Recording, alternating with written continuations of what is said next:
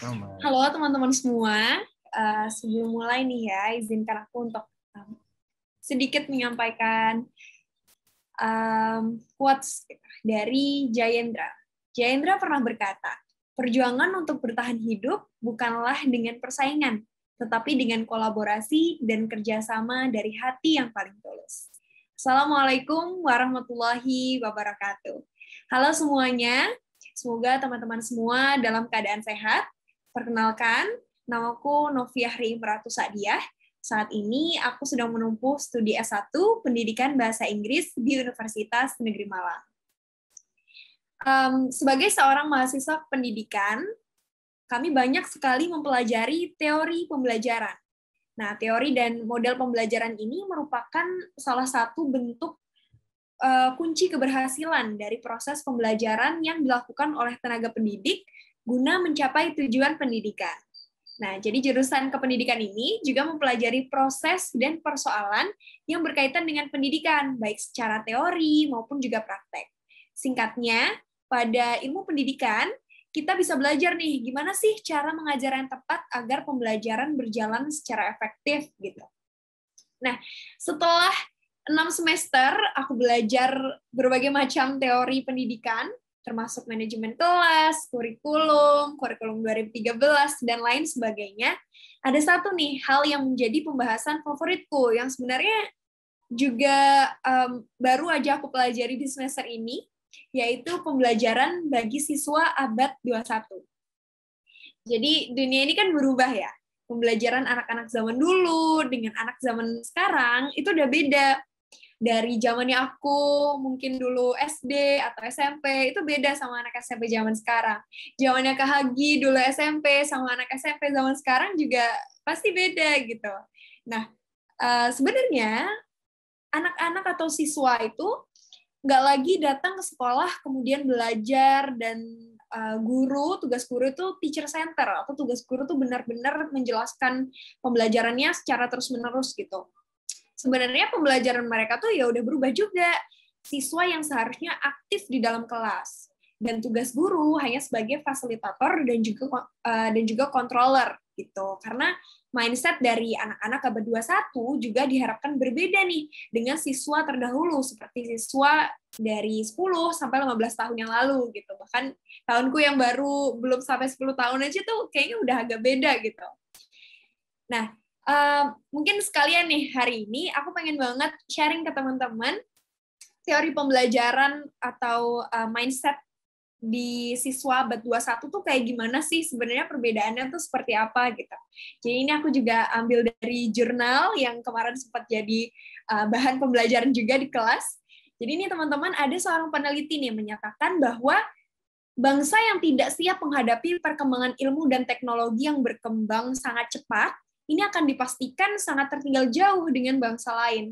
Nah, makanya di abad 21 ini, di tahun 2021 juga, sekolah itu dituntut untuk memiliki keterampilan bisa berpikir kreatif atau creative thinking, berpikir kritis dan pemecahan masalah atau critical thinking and problem solving, komunikasi atau communication, dan juga kolaborasi atau collaboration. Nah, atau biasa 4 ini disebut dengan 4C. Oke, kita bahas satu-satu ya. Yang pertama adalah creative thinking.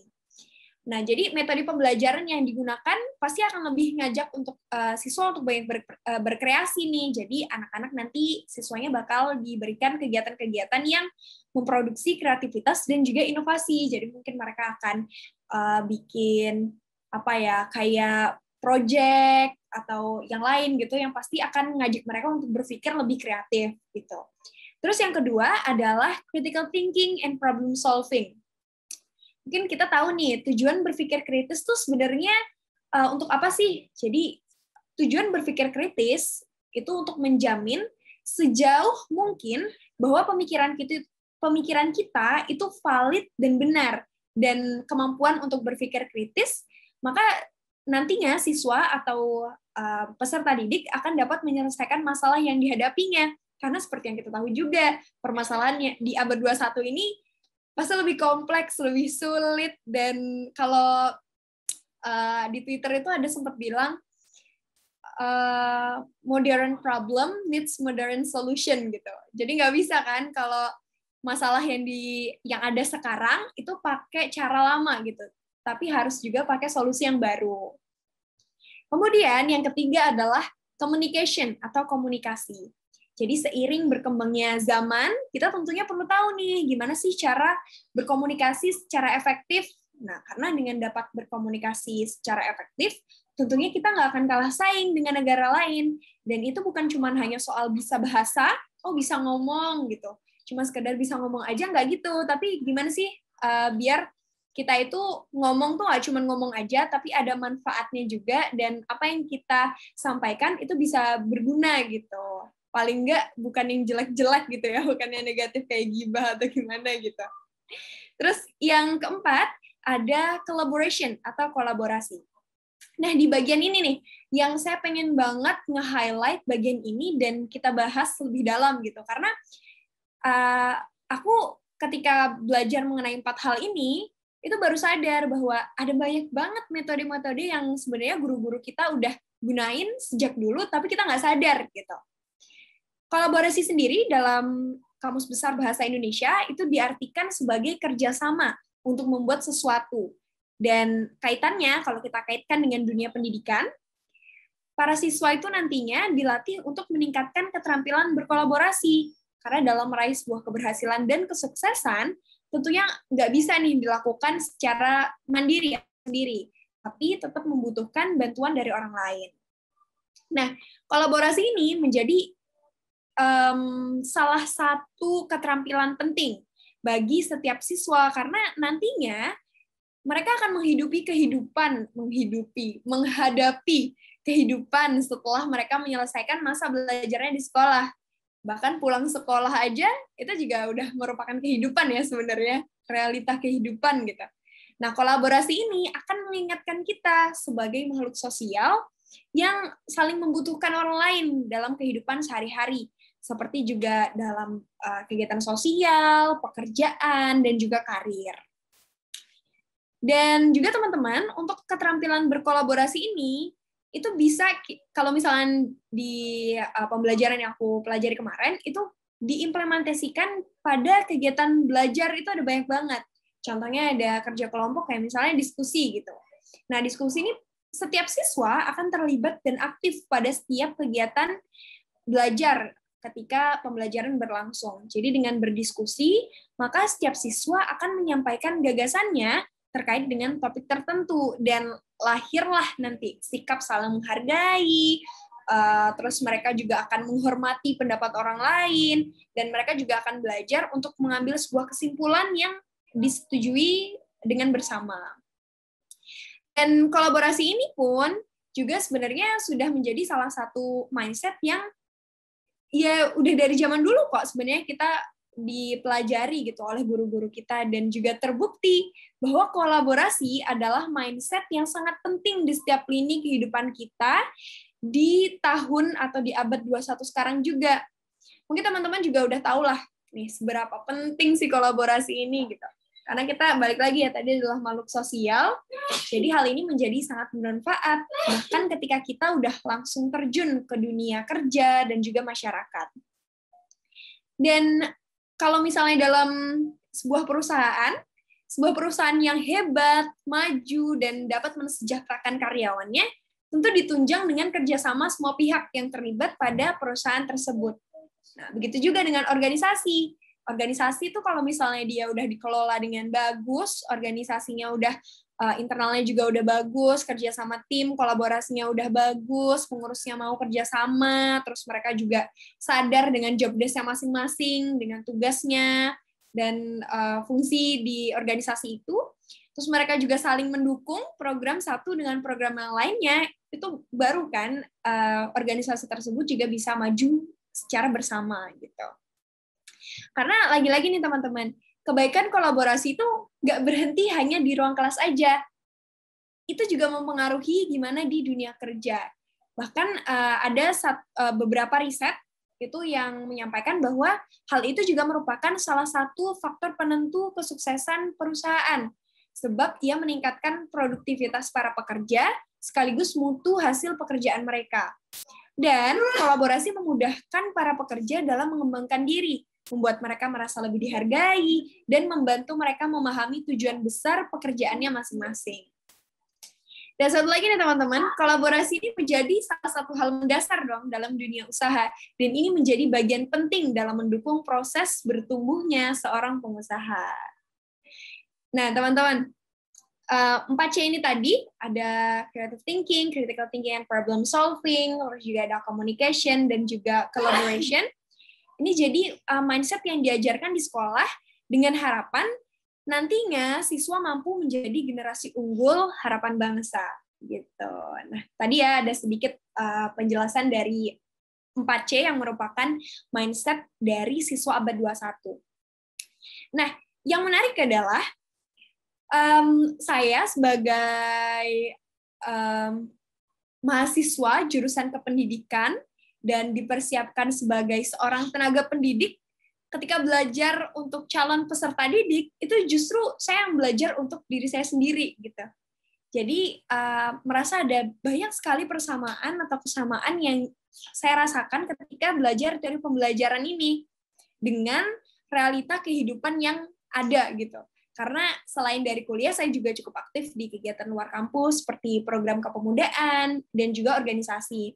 Apalagi di PPAN kemarin, program pertukaran antar negara yang saya ikutin, itu saya alhamdulillah dapat kesempatannya di kegiatan Pemuda Indonesia Australia, pertukaran Pemuda Indonesia Australia, dan memang PPIA atau IAP itu sangat membutuhkan kolaborasi. Jadi emang kita benar-benar belajar gimana dinamika dalam kelompok, dinamika dalam delegasi Indonesia dan juga delegasi Indonesia Australia gitu. Dan kalau misalnya kita nggak punya basic skill mengenai sedikit dasar dari kolaborasi, fungsinya, dan apa yang harus kita lakuin, itu pasti bakal zonk banget gitu. Dan bersyukur banget udah sempat belajar hal ini, dan sangat bermanfaat juga lah untuk program yang saya ikutin gitu. Dan akhirnya saya juga makin belajar kan teman-teman, caranya bertahan hidup di dunia ini dengan ilmu. Dan itu nggak terbatas belajar secara teori aja, tapi juga praktek langsung di lapangan. Dan teori 4C ini ya seringkali saya gunakan sebagai sumber saya belajar untuk meningkatkan kapasitas diri saya. Karena kalau misalnya di belajar di kelas, itu juga dikasih tahu kan, kalau misalnya anak itu kok kayaknya nggak bisa dibilangin, atau kok dia paling rame sendiri gitu. Itu kita ada ininya, ada gimana sih caranya gitu. Jadi ketika misalnya di dinamika atau ada kegiatan masalah gitu di organisasi atau program yang saya ikutin, itu saya ada nyontek-nyontek sedikit lah dari teori yang ada gitu. Nah, akhirnya teman-teman, ketika saya bergabung di Hard Logic pun, saya menemukan ada juga nih kesamaan antara hal yang telah saya pelajari dengan nilai-nilai yang ada di Hard Logic. Jadi kan Hard Logic ini punya nilai-nilai yang benar-benar dipegang, dan dua di antaranya adalah communication dan juga collaboration, which adalah dua hal yang saya juga tertarik, dan ya you can say I'm passionate about it gitu. Jadi ini menjadi salah satu pertimbangan saya juga ketika bergabung di Hard Logic gitu, karena Hard Logic sendiri sangat percaya dengan pentingnya kolaborasi, dan memang dari program-programnya Hard Logic mendukung pengusaha lewat kegiatan-kegiatan atau program-program yang ada. Gitu, teman-teman. Mungkin terakhir sebelum dikembalikan ke Kak Hagi, pengen pantun lagi. Mencari pita di Tanjung Patin, berhenti sejenak membeli roti. Agar kita jadi juara lahir batin, inovasi dan kolaborasi jangan sampai berhenti. Terima kasih.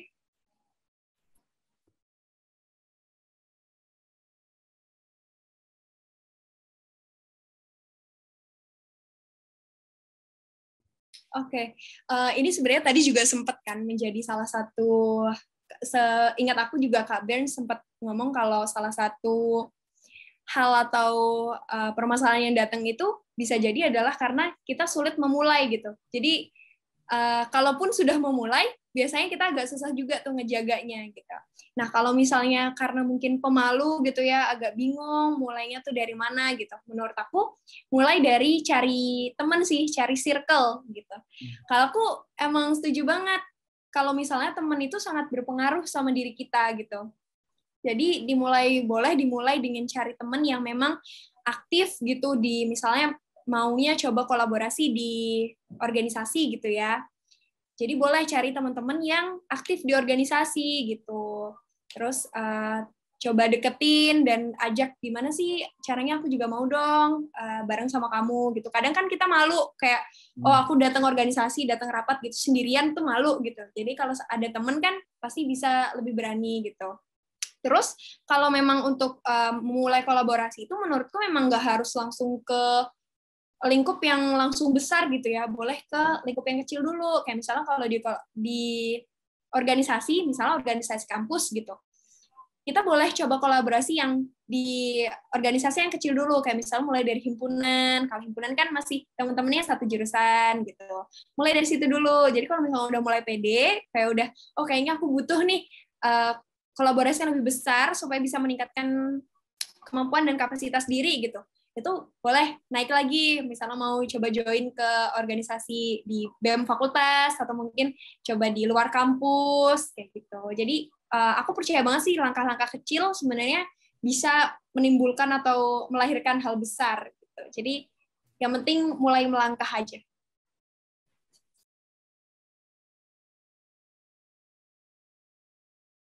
Jadi kalau dari yang aku sempat juga diskusiin sama teman-teman, sebenarnya kalau untuk di masa pandemi ini memang peran orang tua tuh sangat-sangat berpengaruh gitu. Karena yang ngekontrol si anak ini nantinya bukan guru lagi gitu, tapi orang tua kan.